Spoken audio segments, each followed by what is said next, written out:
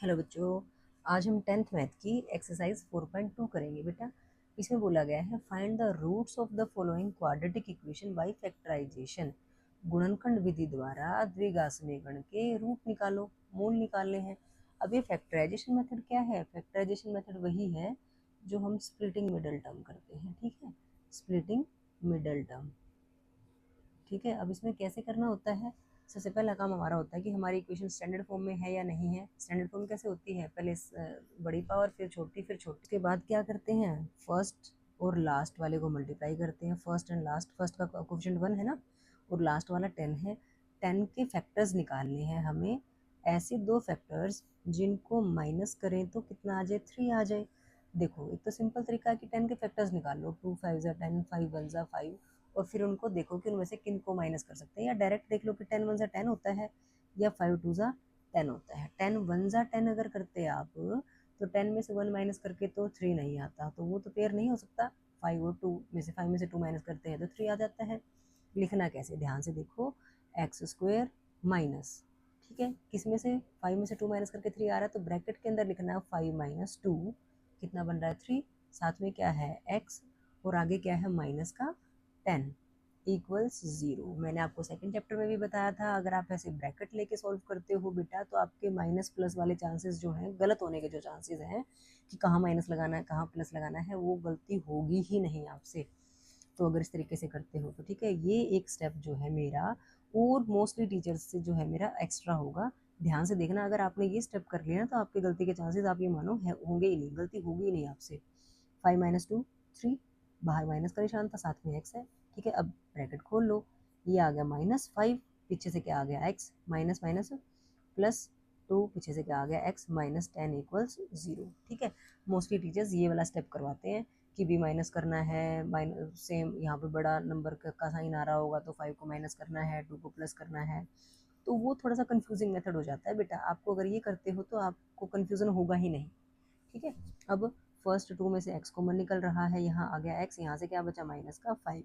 जो x minus 5 यहाँ से आया है वही सेम x माइनस 5 यहाँ से आता है बेटा। सोचो, x तो अंदर चला गया, तो बाहर क्या बचा कॉमन में? 2 बचा होगा, ठीक है। हमने सिर्फ 2x को देखा, आगे तो नहीं देखा। देखो, प्लस माइनस, -2 5 ज़ा 10, तो 10 ही तो था, मीन्स हमारा कॉमन बिल्कुल ठीक निकला है। अब दो टर्म्स आ गई हमारे पास, x माइनस 5, यहाँ से क्या बचा? x बचा, और यहाँ से क्या बचा? प्लस का 2 बचा, इज इक्वल टू क्या हो गया? 0। अब दो वैल्यूज आ गई हमारे पास, दो फैक्टर्स आ गए हैं, इनकी मल्टीप्लिकेशन 0 है, तो हम कहेंगे या either x minus 5 is equal to 0, या x plus 2 is equal to 0, या तो x माइनस 5 0 होगा, क्योंकि दोनों की मल्टीप्लिकेशन 0 है। दो चीज़ों, दो नंबर्स की मल्टीप्लिकेशन 0 कब होगी? जब उनमें से कोई ना कोई एक नंबर 0 रहा होगा, तो या तो ये 0 है या ये 0 है। यहाँ से x की वैल्यू कितनी आ गई? माइनस का 5 वहाँ जाके +5 हो गया। यहाँ से x की वैल्यू कितनी आ गई? प्लस का 2 वहाँ जाके क्या हो गया? -2। तो x is equal to 5 and x is equal to -2। ये हमारा क्या है बेटा? आंसर है। आई होप आपको अच्छे से समझ में आ गया होगा। सेकंड पार्ट देखो, सेकंड पार्ट में क्या दिया गया है हमें? 2x square plus x minus 6 is equal to 0, ठीक है। यहाँ पे देखो क्या स्टैंडर्ड फॉर्म में है हमारी क्वाड्रेटिक इक्वेशन? बिल्कुल है जी। पहले 2 पावर, फिर 1 पावर, फिर 0 पावर, फिर उसके बाद क्या करते हैं? पहले और आखिरी को मल्टीप्लाई कर लेते हैं। 2 छिके कितना बनता है? 12। 12 के हमें फैक्टर्स बनाने हैं। 2 6 ज़ा 12, 2 3 ज़ा 6, 3 1 ज़ा 3। तो 12 के फैक्टर्स हमारे पास क्या बन गए? 2 मल्टीप्लाई 2 मल्टीप्लाई 3, ठीक है ना बेटा। अब देखो, इन फैक्टर्स को हमें किस ढंग से अरेंज करना है। 12 के ऐसे फैक्टर जिसको क्या करें? इस नंबर ने बताया, साइन ने बताया कि माइनस करें। माइनस करें तो कितना आ जाए? 1 आ जाए, मिडिल टर्म आ जाए ना। अब अगर मैं 2 को अकेला और इसको इकट्ठा कर लेती हूँ, तो ये बन गया 2 मल्टीप्लाई 6, 2 6 ज़ा 12। क्या 6 में से 2 माइनस करके एक बनता है? नहीं बनता। तो हम ऐसे नहीं लेंगे, हम अब ऐसे करके देख लेते हैं कि पहले 2 को इकट्ठा कर लेते हैं। 2 2 ज़ा 4, और ये रहा 3। क्या 4 में से 3 माइनस करके 1 आता है? बिल्कुल आता है। तो हमें 12 के ऐसे दो फैक्टर्स मिल गए जिनको माइनस करें तो 1 भी आता हो। 12 के ऐसे फैक्टर जिनको मल्टीप्लाई करें तो 12 आएगा ही आएगा, लेकिन माइनस करें तो ये आना चाहिए था। यहाँ से तो माइनस करके 1 नहीं आ रहा था, तो 4 और 3 मिल गए हमें। तो 2x स्क्वायर, देखो क्या करना है? प्लस का साइन, ठीक है। 4 और 3 मिल गए तो 4 -3, 4 - 3 कितना होता है? 1, और पीछे क्या है? x। माइनस का 6 है इज इक्वल टू 0। बीच वाले टर्म के ही टुकड़े कर रहे हैं ना, फर्स्ट भी ऐसे लिख रहे हैं लास्ट भी ऐसे लिख रहे हैं, तो इसलिए इसका नाम स्प्लिटिंग मिडिल टर्म भी है बेटा। ठीक है, अब खोल लो इसकी ब्रैकेट को, 2x² प्लस का साइन है, साथ में 4 है, पीछे से क्या आ जाएगा x, प्लस माइनस माइनस 3, पीछे से क्या आ जाएगा x, और माइनस का 6 इज इक्वल टू कितना, 0। अब पहले दो में देखो x तो हमेशा निकलेगा अगर x वेरिएबल है तो। नंबर देखो 2 और 4 दोनों सेम टेबल में आते हैं क्या, बिल्कुल आते हैं। किसकी में आते हैं, 2 की में आते हैं। 2 कॉमन निकल गया, 2 आ गया, यहाँ से x आ गया तो एक x बच गया, प्लस 2 के टेबल में 4 कहाँ आता है, 2 पे, तो 2 2 ज़ा 4, साथ में x था। अब जो x माइनस 2 यहाँ से आया वही x माइनस 2 यहाँ भी आए, नहीं प्लस है क्या, प्लस यहाँ भी बचेगा। सोचो x तो यहाँ आ गया, कहीं इसके माइनस को देख के यहाँ माइनस मत लगा देना, देखते हैं माइनस कैसे आएगा। x अंदर चला गया, मीन्स बाहर क्या बच गया, माइनस का 3 बचा। अब आप ये कहोगे कि मैम ऊपर तो माइनस था यहाँ प्लस आ गया जी, गलत कर दिया। नहीं, देखो ध्यान से, 3 2 ज़ा 6, माइनस प्लस माइनस, तो माइनस 6 ही तो था और माइनस 6 ही आ रहा है, ब्रैकेट खोल रहे हैं तो मीन्स हमने बिल्कुल ठीक किया है। गलती से वहाँ वाले माइनस को देख के यहाँ माइनस मत कर देना, जो यहाँ नंबर है वही यहाँ आएगा।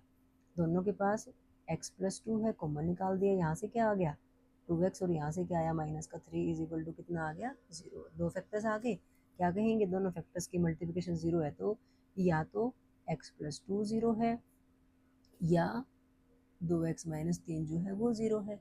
यहाँ से x की वैल्यू कितनी आ गई आपकी, 2 आ गई। यहाँ से देखो 2x इज इक्वल टू कितना आया, माइनस का 3 वहाँ जाके प्लस 3 हो गया, और x की वैल्यू कितनी आ गई, 3। 2 मल्टीप्लिकेशन में यहाँ के क्या हो गया, डिवाइड हो गया, तो आपकी रूट्स मतलब x की वैल्यूज क्या क्या आ गई, 2 आ गई, और एक 3/2, 3/2। ठीक है, ये हमारा आंसर आ गया बेटा। अच्छे से समझ में आ गई होगी आपको बात।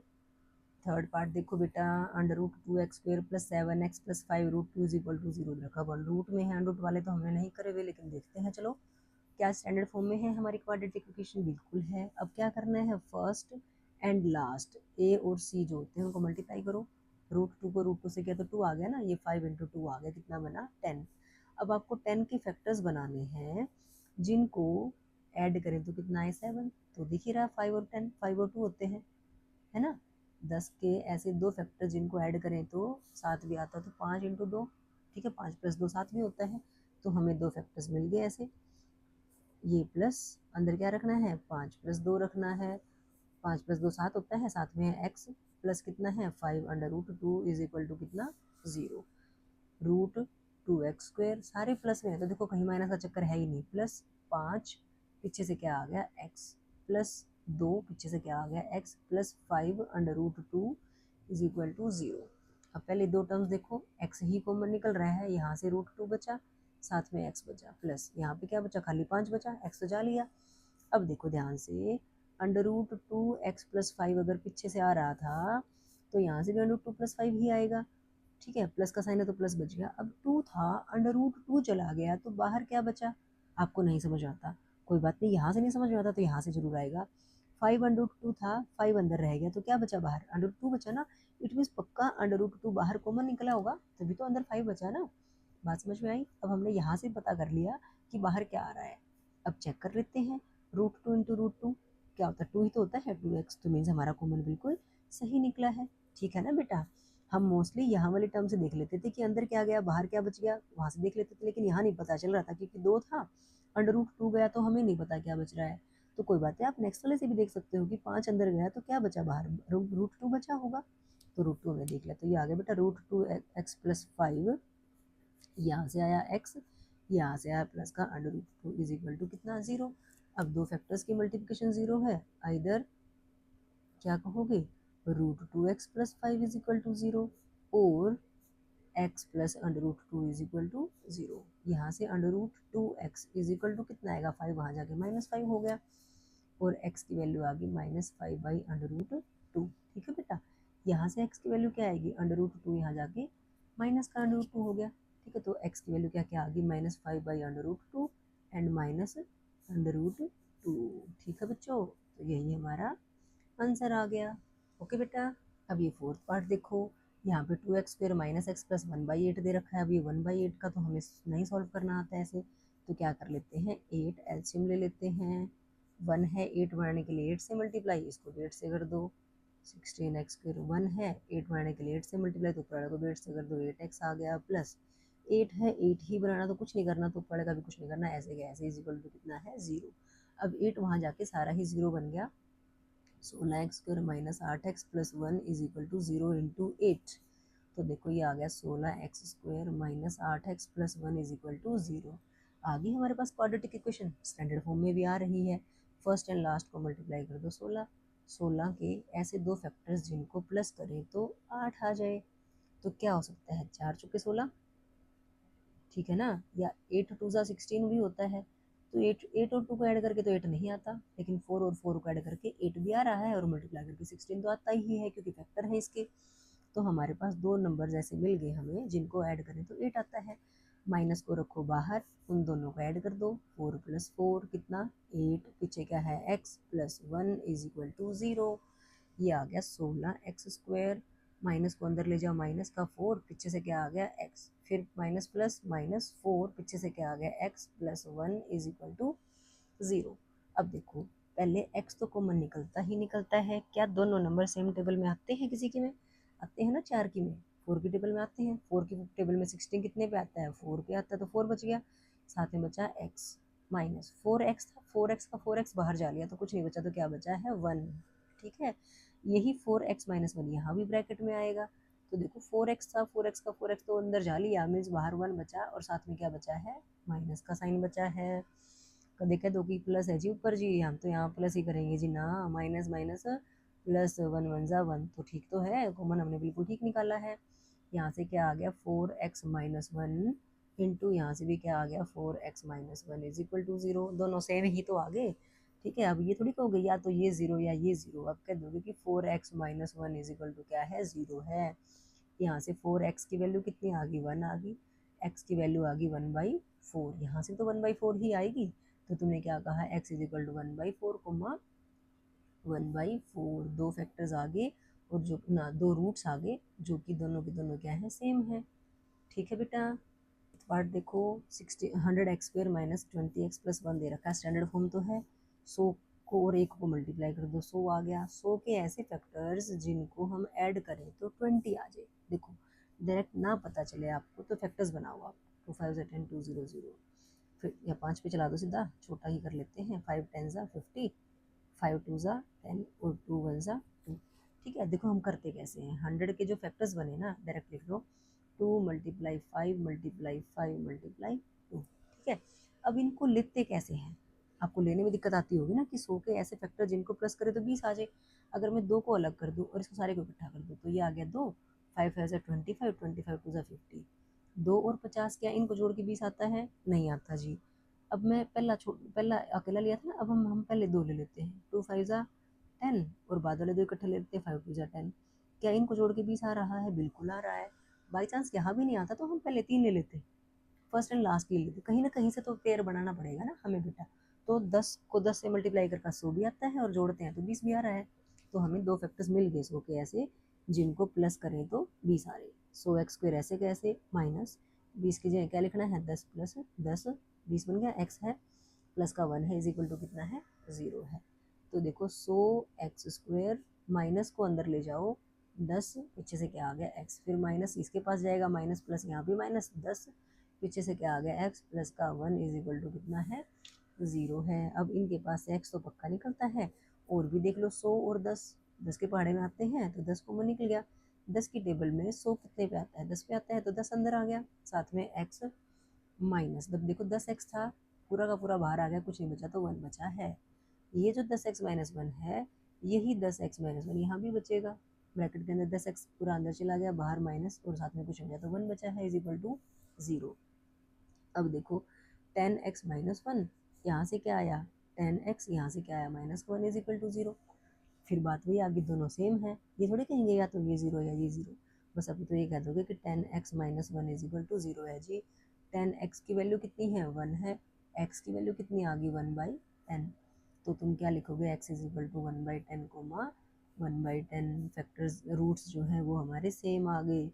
डी वाला तरीका बताया था ना मैंने आपको इंट्रोडक्शन पार्ट में, मतलब यहाँ पे इस क्वेश्चन में जो डी होगा ना वो 0 आएगा, हमने पढ़ा था ना कि अगर डी की वैल्यू 0 है, डिस्क्रिमिनेंट बोलते हैं उसको, अगर वो 0 आ जाता है तो रूट्स इक्वल होते हैं, तो देखो यहाँ पे रूट्स इक्वल है, ठीक है बेटा। फर्स्ट क्वेश्चन हो गया हमारा, सेकंड क्वेश्चन देखते हैं। सेकंड क्वेश्चन देखो बेटा क्या कहा गया है, एग्जाम्पल नंबर 1 की जो प्रॉब्लम थी उसको सॉल्व करना है। तो स्टेटमेंट क्या है उसकी, John and Jeevanti together have 45 marbles, both of them lost 5 marbles each. दोनों के पास टोटल 45 मार्बल थे, जॉन और जीवंती के पास, दोनों ने 5-5 गुम कर दिए।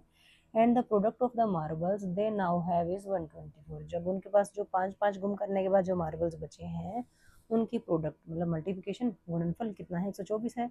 Find how many marbles they had to start with, उन्होंने कितने से शुरू किया था। तो देखो दोनों के पास अगर 45 मार्बल है तो हम ले लेते हैं कि जोन के मार्बल्स एक्स हैं, तो बताओ जीवंती के पास क्या होंगे, 45 माइनस एक्स हो जाएंगे ना, क्योंकि दोनों का सम तो कितना है 45 है। ठीक है, बाद में दोनों ने 5-5 गुम कर दिए, तो देखते हैं क्या आएगा। क्वेश्चन करते हैं अब आगे, क्या करेंगे, late number of marbles zone had equals x, कि माना जोन के पास मार्बल्स कितने थे, एक्स थे। ठीक है, therefore number of marbles Jeevanti had, कि जीवंती के पास फिर मार्बल्स कितने हुए, क्योंकि टोटल 45 थे ना, तो 45 माइनस एक्स हो गया। ठीक है बेटा, अब दोनों ने both of them lost 5 marbles each, दोनों ने 5-5 मार्बल्स गुम कर दिए हैं। Therefore number of marbles zone had, अब जोन के पास नंबर ऑफ मार्बल्स कितने होंगे, देखो पहले एक्स कंचे थे, मार्बल्स मीन्स कंचे। ठीक है, एक्स थे, 5 गुम कर दिए तो एक्स माइनस 5 हो गए।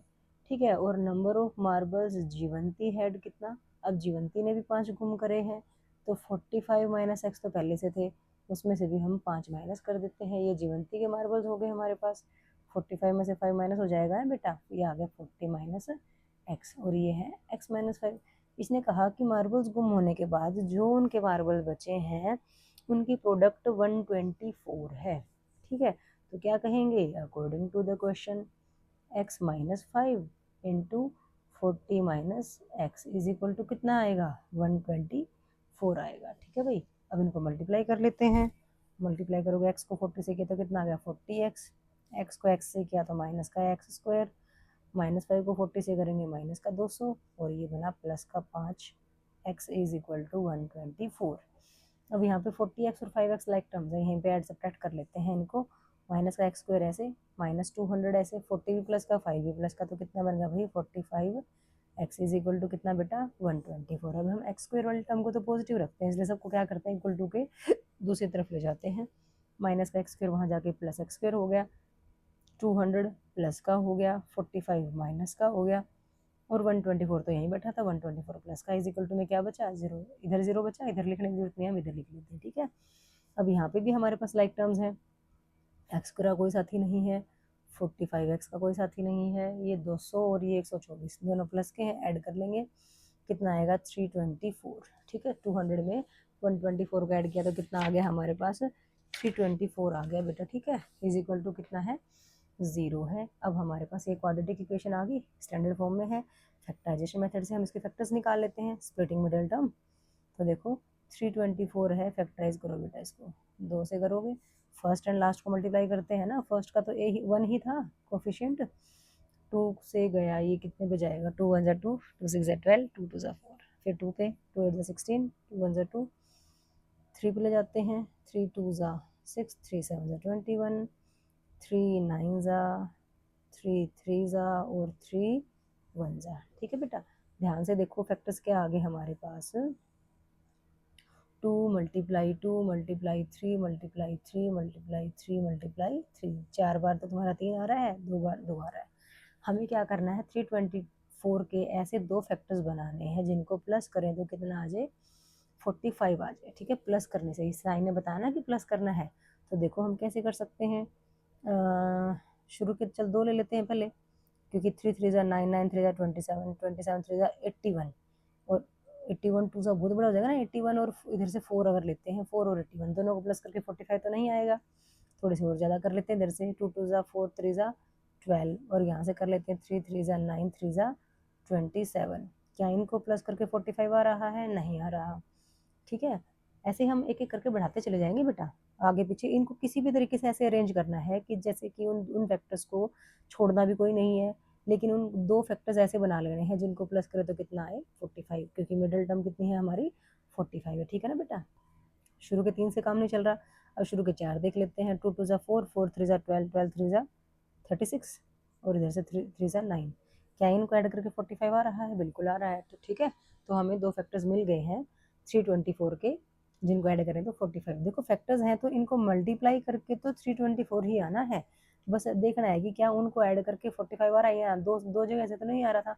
तीसरे वाले केस में हमारे पास आ रहा है तो 36 और 9 मिल गया ना हमें। तो हम क्या कहेंगे, एक्स स्क्वायर माइनस ब्रैकेट में क्या रखा 36 प्लस 9 45, साथ में एक्स है plus 324 is equal to 0, bracket खोल लो।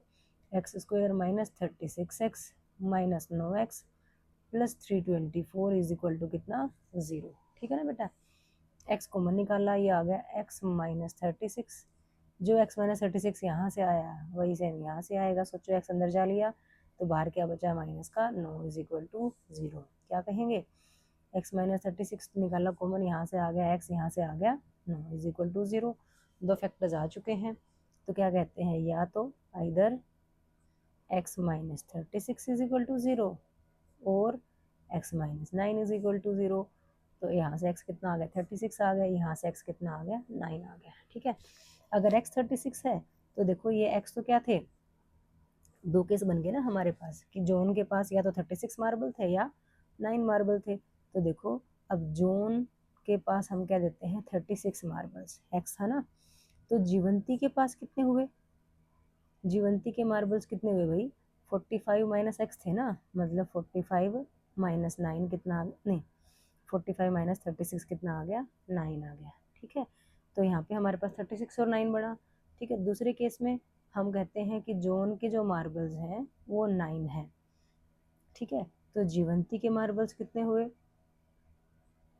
45 माइनस 9 जो कि कितना बना 36 बना। मतलब हमारे पास 36,9 हो सकता है या 9,36 हो सकता है कि जोन के मार्बल अगर 36 है तो जीवंती के 9 है, जोन के 9 है तो जीवंती के 36 है। तो दो केस बन गए हमारे पास, यही हमारा आंसर आ गया बेटा। अच्छे समझ में आ गया आपको। नेक्स्ट क्वेश्चन देखो बेटा क्या कहा गया है, a cottage industry produces a certain number of toys in a day.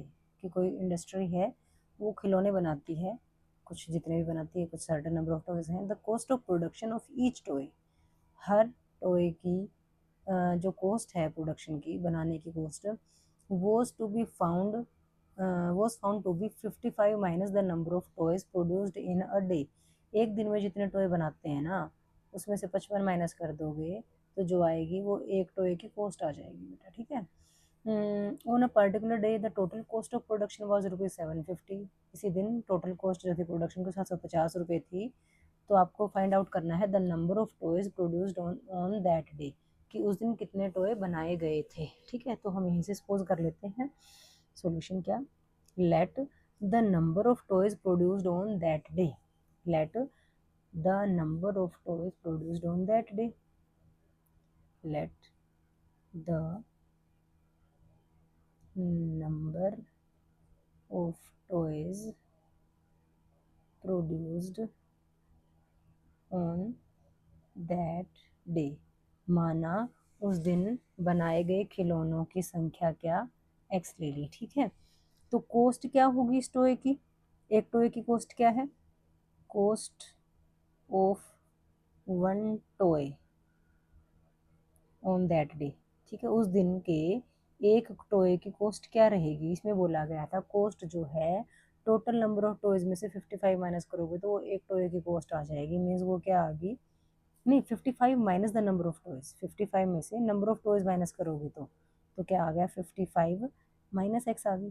ठीक है, एक टॉय की cost 55 minus number of toys produced, तो 55 माइनस नंबर ऑफ टॉयज थे एक्स, तो 55 माइनस एक्स आ गया आपके पास एक टॉय की कॉस्ट। ठीक है, लेकिन ये कह रहा है कि उस पर्टिकुलर डे पे टोटल प्रोडक्शन जो थी वो तो 750 थी। तो देखो टॉय बनाए थे इतने, मान लेते हैं टॉय थे 10, एक टॉय की कॉस्ट भी कितनी है 10, तो टोटल कॉस्ट कितनी होगी, इन दोनों को मल्टीप्लाई करके तो आएगी। यहाँ पे कह रहा है 750 है तो इन दोनों को मल्टीप्लाई करके तो आएगी 750। तो अकॉर्डिंग टू क्वेश्चन आप क्या कहोगे, एक्स और जो 55 माइनस एक्स आया है इनको मल्टीप्लाई करोगे तो 750 बनेगा ना बेटा। समझ में आ गई बात, भाई एक दिन एक टॉय की कॉस्ट इतनी है 50 मान लो, ठीक है। और टॉय कितने बनाए हैं एक दिन में? 10 बनाए हैं। तो टोटल कॉस्ट कितनी होगी? 50 को 10 से मल्टीप्लाई 500 होगी ना कॉस्ट। तो वही बात यहाँ पे कि नंबर ऑफ टॉयज और कॉस्ट ऑफ वन टॉय दोनों को मल्टीप्लाई करेंगे तो टोटल कॉस्ट आ जाएगी। कर दो मल्टीप्लाई, ये आ गया 55x x minus x square is equal to 750। अब एक्स स्क्वायर वाले टर्म को नेगेटिव नहीं रखते, हम इक्वल टू को इधर ले जाते हैं, ये हो गया प्लस का, तो 55x भी वहाँ जाएगा, वो क्या हो गया? माइनस का हो गया। और 750 के पास आया तो 750 प्लस में है तो ये प्लस ही रहा, इज इक्वल टू कितना? 0। तो देखो जी हमारे पास क्वाड्रेटिक इक्वेशन आ गई है। क्वाड्रेटिक इक्वेशन को हम फैक्टराइजेशन मेथड से स्प्लिटिंग मिडिल टर्म से करते हैं। तो कर दो, 750 के फैक्टर्स बना लो, 2 750 के, क्योंकि यहाँ तो 1 ही है, 1 को 750 को मल्टीप्लाई करेंगे 750 ही आएगा। 5 से ले जाते हैं हम, 5 1 5, 5 2 25, 5 नहीं गलत कर दिया क्या, 5 1 5, 5 4 5 25 और 5 0 0। फिर 5 फिर से लेके जाते हैं, 5 3 15, फिर 5 से ले जाते हैं, 5 6 30, 2 से लेके 2 3 6 और 3 1 3। ठीक है ना बेटा, ध्यान से देख लो, 15 5 75 ही होता है। ठीक है जी। तो 750 के फैक्टर्स हमारे पास क्या बने? 5 इंटू 5 इंटू 5 इंटू 2 इंटू 3। हमें बनाना है फैक्टर्स ऐसे जिनको ऐड करें तो कितना आ जाए? 55 आ जाए। ठीक है, ऐड करने से। तो पहले दो को ले लेते हैं एक बार। 5 5 25, यहाँ से 5 2 10, 10 3 30, बाई चांस यहाँ से आ गया। चलो हम पहले ना एक को ले लेते हैं, इधर से 5 रखा, 25 5 25, 25 2 50, 53 150। तो ये तो 5 और 150 को मल्टीप्लाई करके तो 750 आना था, लेकिन इनको ऐड करके तो 55 नहीं आ रहा था। यहाँ पे हमने देखा शुरू के 2 को और लास्ट के 3 को देखा, तो 25 और 30 को लिया तो कितना आ रहा है? ऐड करके 55 आ रहा है ना। तो हमें शुरू में ही 2 फैक्टर्स मिल गए थे 750 के, ऐसे 2 फैक्टर्स जिनको ऐड करके 55 आ रहा था। तो कर देते हैं एक्स स्क्वायर माइनस, ब्रैकेट में क्या रख लेते हैं? 25 प्लस 30 लिखो या 30 प्लस 25 लिखो। X plus 750 is equal to कितना? 0। एक्स स्क्वायर ब्रैकेट खोलो तो दोनों माइनस के हो जाएंगे, 25 के साथ भी एक्स आ जाएगा और 30 भी माइनस का होकर एक्स लग जाएगा, plus 750 is equal to 0। X common निकाला, यहाँ से क्या आएगा? X minus 25। जो एक्स माइनस 25 यहाँ आया वही यहाँ भी आएगा। एक्स अंदर चला गया, इट मीन्स बाहर क्या आया है? माइनस का 30 आया है, इज इक्वल टू कितना है? 0। तो ये आ गया बेटा x minus 25 into x minus 30 is equal to 0। वही बात, तो फैक्टर्स की मल्टीप्लिकेशन 0 है, या ये 0 या ये 0, क्या कहेंगे? Either x minus 25 is equal to 0 और x minus 30 is equal to 0। यहाँ से एक्स की वैल्यू कितनी आ गई आपके पास? 25। यहाँ से एक्स की वैल्यू कितनी आ गई? 30। ठीक है, दोनों ही, कोई भी नेगेटिव तो कुछ भी नहीं आ रहा है इनमें से, तो दोनों ही आंसर्स हो सकते हैं आपके। क्या पूछा गया था? Number of toys produced on that day. ठीक है, therefore number of toys produced on that day were 25 और 30। ठीक है, दो आंसर आ गए हमारे। क्वाड्रेटिक इक्वेशन थी ना, तो दो आंसर तो आएंगे आएंगे, एक्स की दो वैल्यूज आनी थी। अगर बाई चांस एक वैल्यू नेगेटिव आ जाती तो नेगेटिव को तो हम रिजेक्ट कर देते, अब दोनों ही पॉजिटिव हैं, तो 25 भी आंसर हो सकता है और आपका 30 भी आंसर हो सकता है। अच्छे से समझ में आ गई बेटा आपको बात? क्वेश्चन देखो बेटा क्या कहा गया है, find two numbers whose sum is 27 and product is 182। दो नंबर्स निकाल लें जिनका सम तो 27 है, जिनका योगफल और गुणनफल 182 है। तो ये सॉल्यूशन लेट कर, दोनों का सम अगर 27 है तो एक नंबर को हम x ले लेते हैं, let one number be x, माना एक नंबर x है, तो सेकंड नंबर क्या बनेगा भाई बताओ? देखो आप इसको y ले लो, या फिर y जो है बनना तो x प्लस वाई 27 ही है, तो y की वैल्यू क्या आएगी? 27 माइनस एक्स है। ये बनना इसने वन वेरिएबल में बेटा क्वाड्रेटिक इक्वेशन ही बनेगी। यहाँ पे टू वेरिएबल में लीनियर इक्वेशन नहीं बन सकती, क्योंकि प्रोडक्ट दे दी, प्रोडक्ट का मतलब है x इंटू वाई, तो पावर एक इसकी दो पावर होगी, तो ये क्वाड्रेटिक इक्वेशन बन जाती है। वेरिएबल अलग अलग भी है तो पावर तो दो होगी ना, तो ये लीनियर इक्वेशन नहीं रहेगी आपकी। तो कहीं आप सोचो कि मैं एक्स और वाई लेके कर लीजिए और ये तो linear equation in two variables हो जाएगा, तो ऐसा नहीं होगा। लास्ट तक अगर आप ले भी जाओगे तो आपका सॉल्व होगा नहीं, वहाँ पे क्वाड्रेटिक ही बनेगी। करके देख लीजिएगा आप।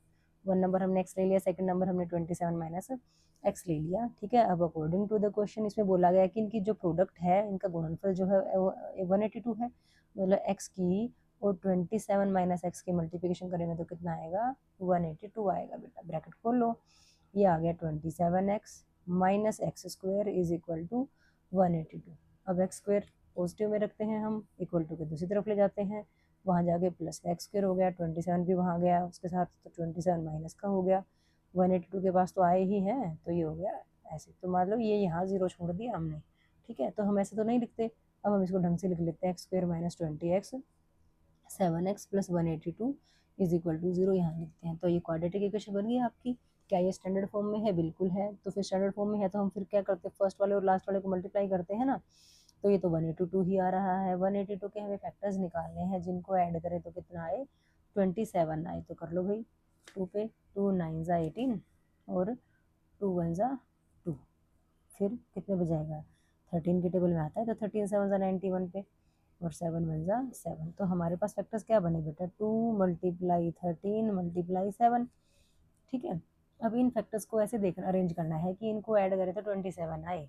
तो अगर मैं करूँ 13 2 ज़ा 26 और 7 इनको ऐड करके 27 तो नहीं आएगा।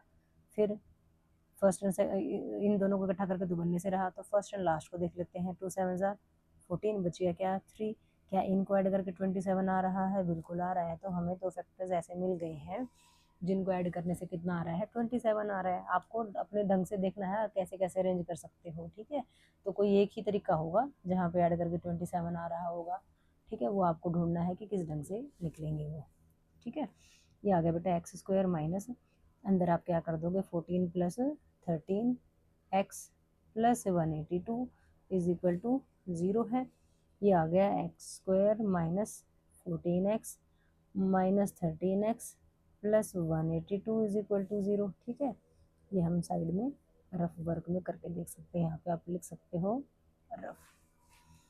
अब यहाँ से x कॉमन निकल रहा है, निकाल दो कॉमन, ये आ गया बेटा x माइनस 14, जो x माइनस 14 यहाँ आया वही यहाँ आएगा। सोचो x अंदर जा लिया तो अंदर क्या रह गया माइनस का 13 इज इक्वल टू क्या है 0। तो ये आ गया बेटा x minus 14 into x minus 13 is equal to 0। तो वही बात इधर x minus 14 is equal to 0 और x minus 13 is equal to 0। यहाँ से x की वैल्यू 14 आ गई, यहाँ से x की वैल्यू 13 आ गई, ठीक है। दो केस बन रहे हैं ना। अगर x 14 है तो y क्या था 27 माइनस एक्स था, 27 माइनस एक्स था जो कि कितना बना 13 बना। तो नंबर आपके क्या बन गए 14 और 13 बन गए।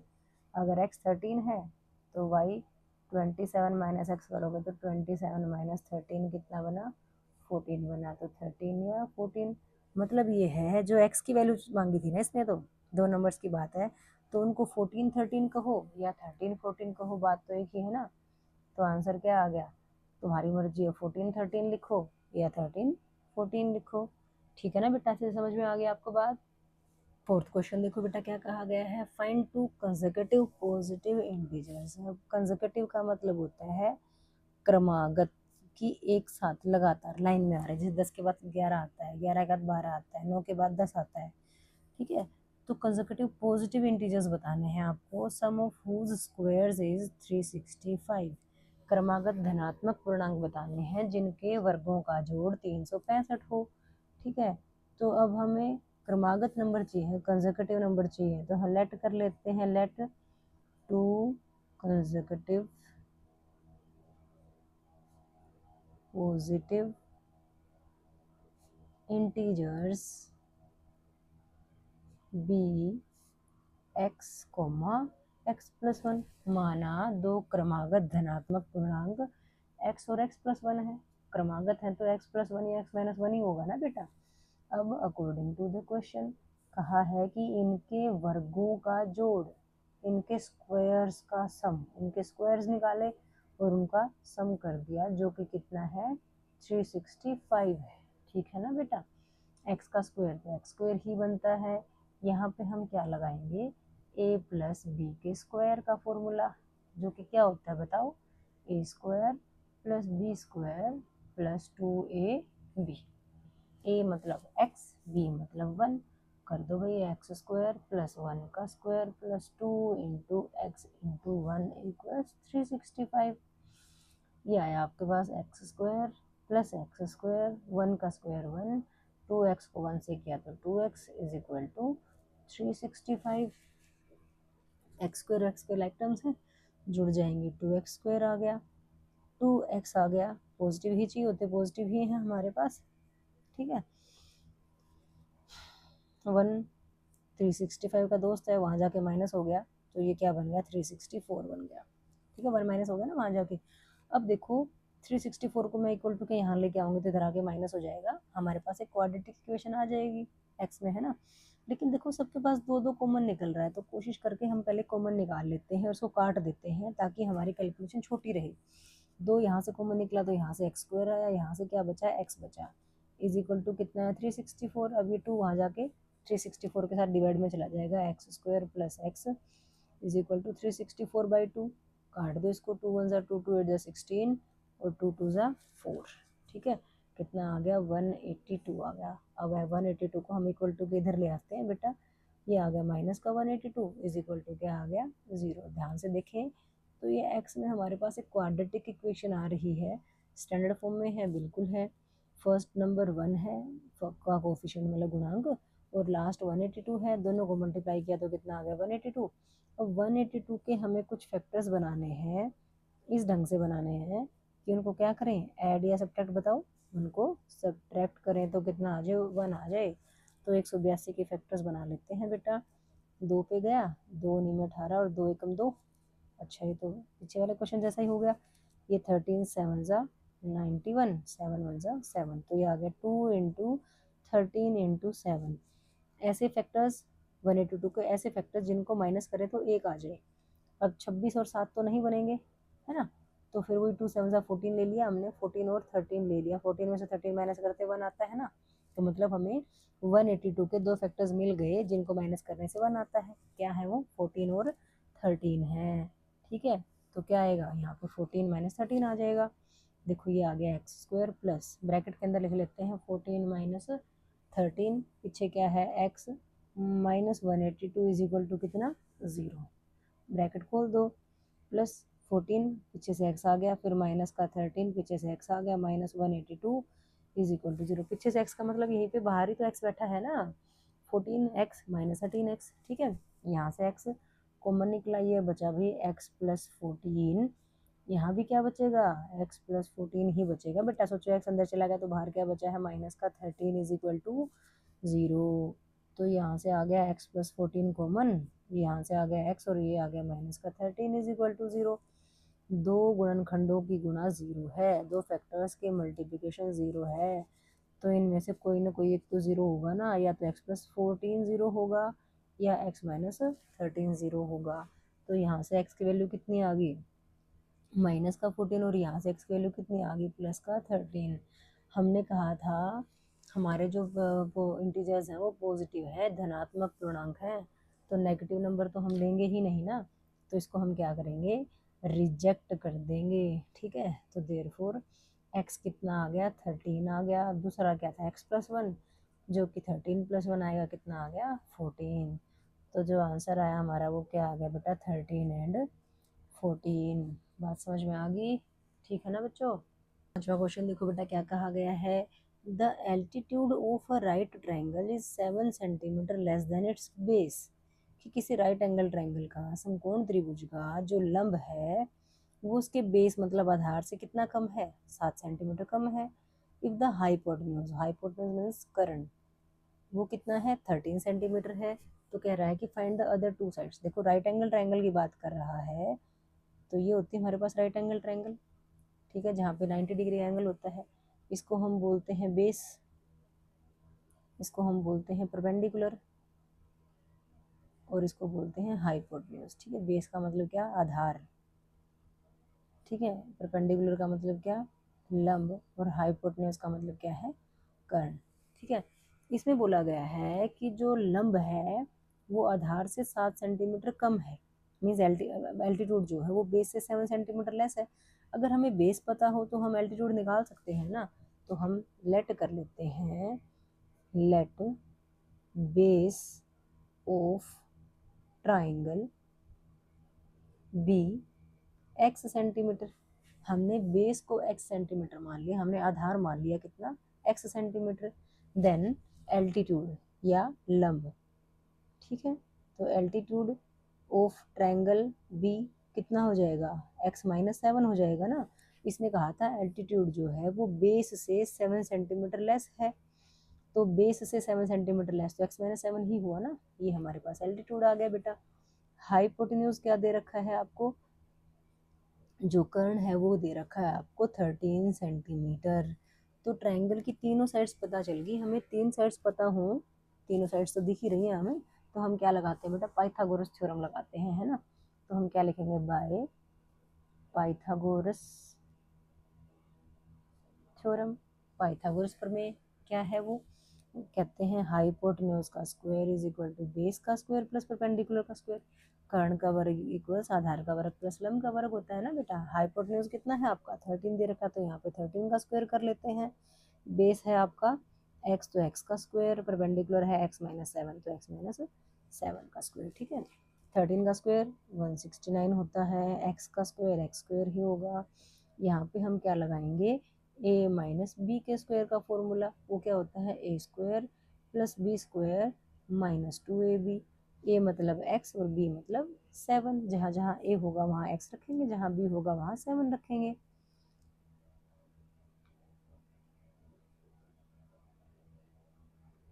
ठीक है। अब देखो 169 ये एक्स स्क्वायर, ये भी एक्स स्क्वायर, 7 का square 49 minus 14 x, x square like terms हैं, जोड़ देते हैं भाई, 2x स्क्वायर आ गया माइनस का 14x आ गया, ठीक है। 169 को भी यहीं ले आते हैं, चलो भाई 49 तो पहले से प्लस का था, 169 यहाँ आके क्या हो गया, माइनस का 169 हुआ, ठीक है। यहाँ पे कुछ नहीं बचा, क्या बचा है, 0, ठीक है। अब देखो ध्यान से, 2x स्क्वायर माइनस 14x, 169 में से 49 को घटाओ, आपका कितना बचेगा, 120 बचेगा, साइन बड़े नंबर का, इज इक्वल टू कितना, 0।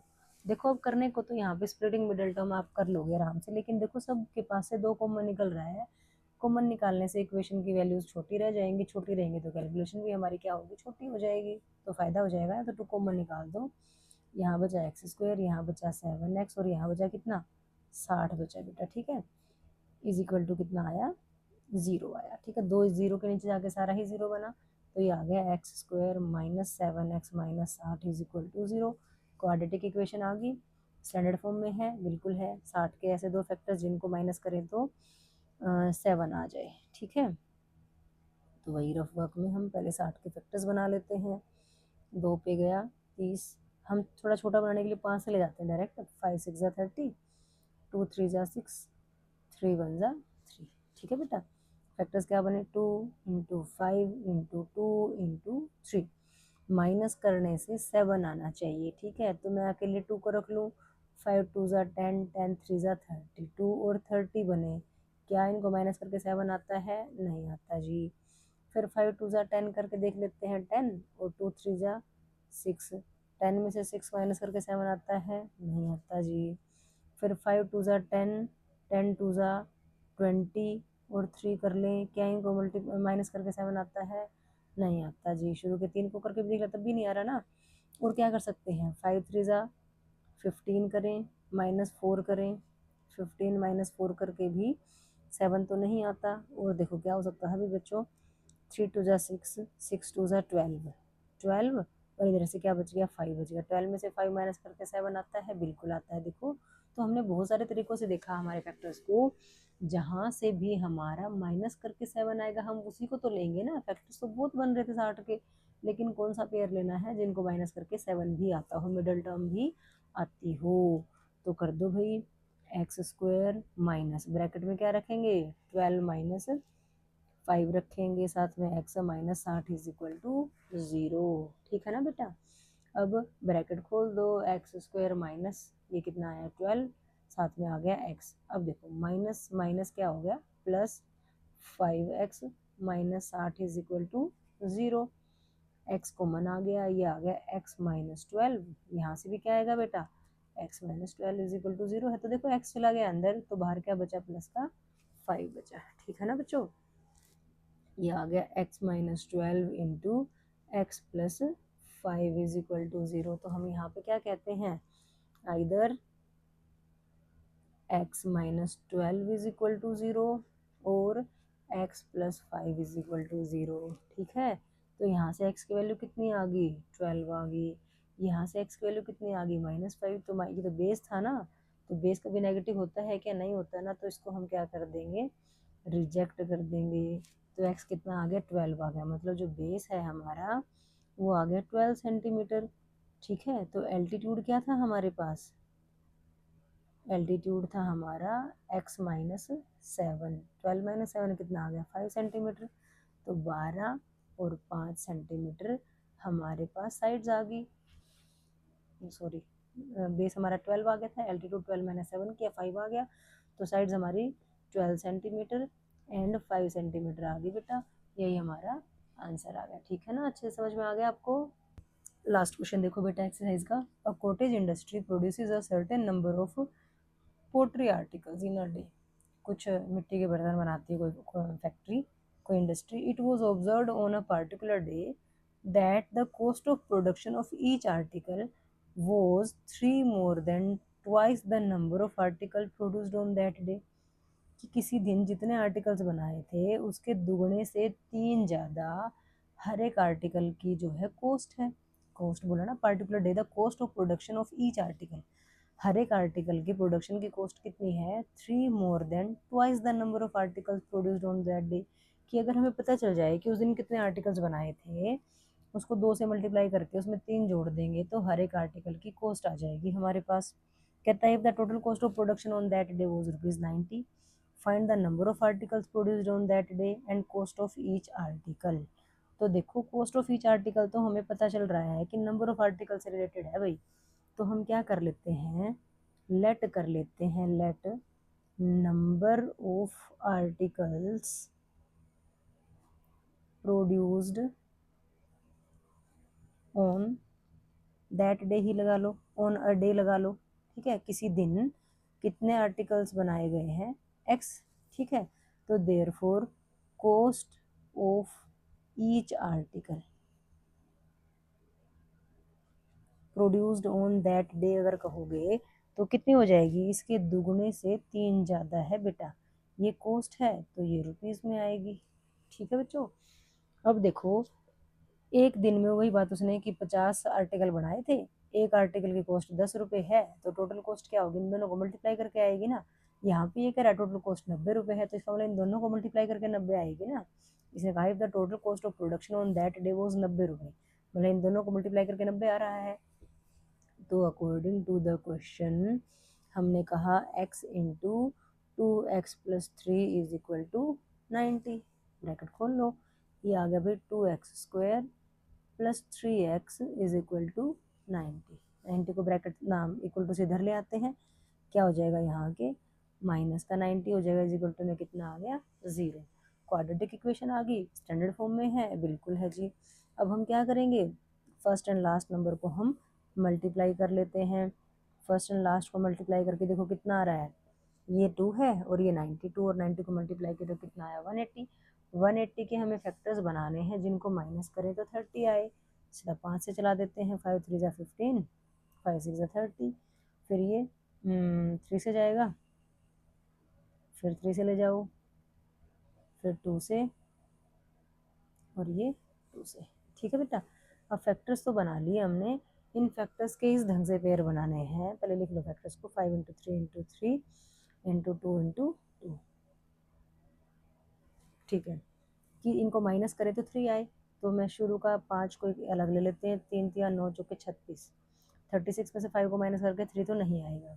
फिर हम 5 3 ज़ा 15 कर लेते हैं, 15, और 3 2 ज़ा 6 2 ज़ा 12, इनको माइनस करके 3 आ रहा है, बिल्कुल आ रहा है। तो पहला तो हमारा वो हो गया था गलत, मीन्स सेकंड वाले ऑप्शन से ही हमें हमारे दो फैक्टर्स ऐसे मिल गए जिनको माइनस करें तो 3 आ रहा है।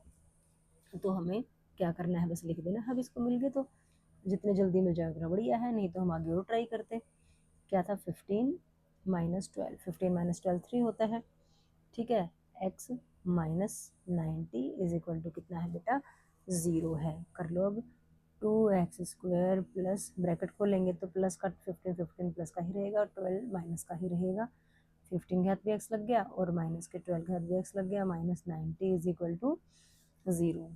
दोनों के पास x तो कॉमन निकल रहा है, क्या कोई नंबर भी कॉमन निकलेगा? ये 2 है और ये 15 दोनों सेम टेबल में तो आते नहीं, इसका मतलब नंबर कोई कॉमन नहीं निकलेगा, x निकल गया। यहाँ से क्या बचा, 2x, और यहाँ से बचा भाई 15। जो 2x प्लस 15 यहाँ आया है वही यहाँ आएगा। सोचो x जा लिया, 12 का 2 जा लिया तो मीन 6 बचा ना। डिवाइड करते हैं हम, कदेगा 2 जी माइनस माइनस जी, 12 था 2 चला गया 10 बच गया जी, नहीं। ठीक है, कॉमन निकालते हैं तो मल्टीप्लिकेशन और डिवीजन ही तो होती है।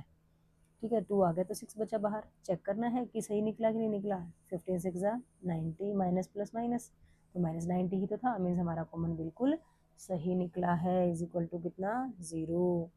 तो ये आ गया 2x plus 15 into x minus 6 is equal to 0, या ये 0 या ये 0, either 2x plus 15 is equal to 0 और x minus 6 is equal to 0। यहाँ से 2x की वैल्यू माइनस 15, आगे माइनस आते ही रिजेक्ट कर दो। ठीक है, आगे करने की जरूरत ही नहीं है। यहाँ से x की वैल्यू कितनी आ गई, 6 आ गई। 6 क्या था, नंबर ऑफ आर्टिकल प्रोड्यूस्ड। ठीक है, देयरफॉर क्या लिखोगे, number of article produced is equal to 6।